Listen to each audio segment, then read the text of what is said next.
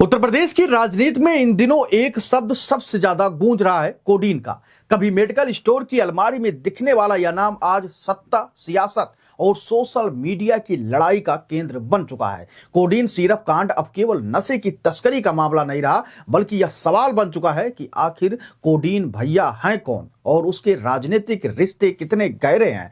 लेकिन इसी बीच यूपी के सबसे ताकतवर और मुखिया योगी आदित्यनाथ की भी इस पूरे मामले में एंट्री हो चुकी है। योगी के अलावा अभय सिंह भी खुलकर अब मैदान में आ चुके हैं। आज हम आपको इस पूरी कहानी को बताएंगे। तो चलिए शुरू करते हैं कि इसमें लगातार कैसे बाहुबलियों की अब एंट्री धीरे धीरे सियासी तापमान को बढ़ाता जा रहा है। उत्तर प्रदेश में अवैध नशे के खिलाफ चल रही सख्त कार्रवाई के बीच एक नाम अचानक पूरी सियासत का केंद्र बन गया है। वो नाम है कोडीन कफ सिरप का। मुख्यमंत्री योगी आदित्यनाथ ने साफ शब्दों में निर्देश दे दिया है कि युवाओं को नशे की गिरफ्त में ढकेलने वाली किसी भी शख्स को बख्शा नहीं जाएगा, चाहे उसकी पहुंच कितनी ही ऊंची क्यों ना हो। इस सख्ती की वजह से आज कोडीन सिरप का मामला केवल प्रशासनिक कार्रवाई तक सीमित नहीं रहा, बल्कि राजनीति और सोशल मीडिया की जंग में तब्दील हो गया है। मामला तब और उबाल पर आया जब समाजवादी पार्टी के मुखिया अखिलेश यादव ने इस मुद्दे को संसद तक में उठा दिया। इसके बाद बीते दिनों विधायक अभय सिंह के बयान ने सियासी आग में घी डालने का काम कर दिया। अभय सिंह ने कोडीन भैया शब्द का इस्तेमाल करते हुए इशारों ही इशारों में धनंजय सिंह पर निशाना साधा और दावा किया कि कोडीन कांड के कई आरोपी उनके बेहद करीबी हैं।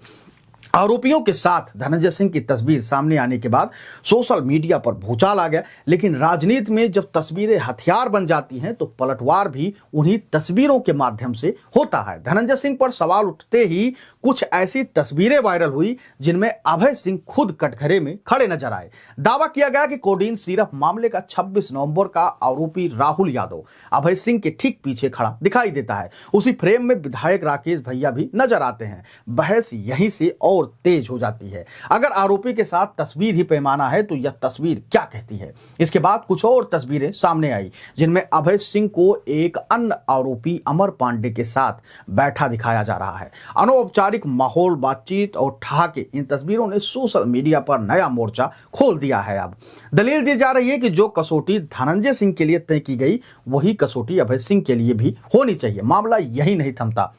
राहुल यादव और अमर पांडे के साथ साथ आरोपी विवेक यादव की तस्वीर भी वायरल होती है सोशल मीडिया पर, जिनमें वो अभय सिंह के करीबियों के साथ दिखते हैं। सोशल मीडिया की अदालत में एक ही सवाल गूंज रहा है, अगर तस्वीर ही सबूत है तो सबके लिए बराबर क्यों नहीं। इसी बीच तस्वीरों की राजनीति सपा तक अब जा पहुंची है। राहुल यादव की कुछ तस्वीरें अखिलेश यादव के साथ सामने आती हैं जिनमें विधायक ओम प्रकाश सिंह भी दिखाई देते हैं। वहीं कई आरोपियों की तस्वीर सपा विधायक लकी यादव के साथ भी खूब ज्यादा इस वक्त सोशल मीडिया पर वायरल हो रही है, जिसके बाद साफ हो जाता है कि यह लड़ाई अब किसी एक नेता की नहीं बल्कि राजनीतिक खेमों की ओपन वार बन चुकी है, जिसमें हर गुट दूसरे पर तस्वीरों के जरिए हमला कर रहा है। इस पूरे सियासी बवाल के बीच जमीनी हकीकत यह है कि योगी सरकार लगातार और सख्ती से कार्रवाई करती जा रही है। मुख्यमंत्री योगी आदित्यनाथ के निर्देश पर एंटी नारकोटिक्स टास्क फोर्स और खाद्य सुरक्षा एवं औषधि प्रशासन ने प्रदेश भर में विशेष अभियान छेड़ दिया है।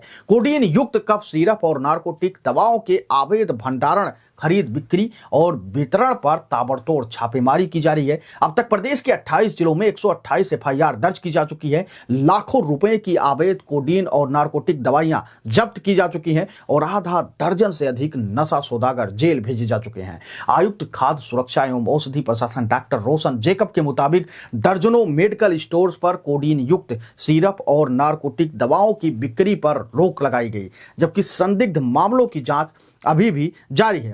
मुख्य आरोपी शुभम जायसवाल फिलहाल फरार है। उसने एक वीडियो जारी कर खुद को निर्दोष बताया है, लेकिन पुलिस उसकी तलाश में लगातार छापेमारी कर रही है।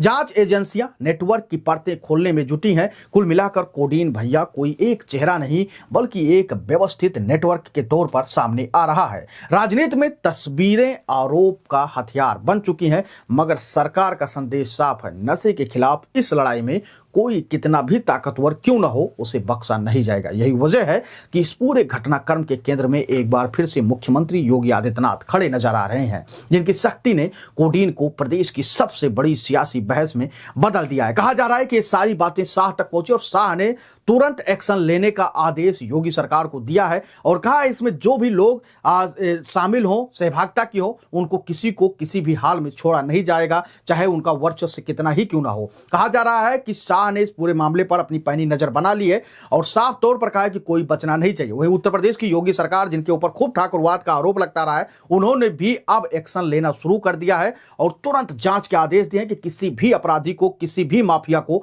छोड़ा नहीं जाना है। अगर वो जांच में उसकी कोई भी हिंट या कोई भी लोकेशन ट्रेस होती है या कुछ भी खुलकर अगर सामने आता है तो उसके ऊपर जबरदस्त तरीके से कार्रवाई और बुलडोजर की कार्रवाई की जाएगी। अब देखने वाली बात यह होगी कि जिस प्रकार से तस्वीरें वायरल हो रही हैं और जिस प्रकार से एक दूसरे के ऊपर, चाहे अभय सिंह हो या धनंजय सिंह के समर्थक हो, एक दूसरे के ऊपर आरोप लगा रहे हैं फोटो के माध्यम से, उसको लेकर आप क्या कुछ सोचते हैं।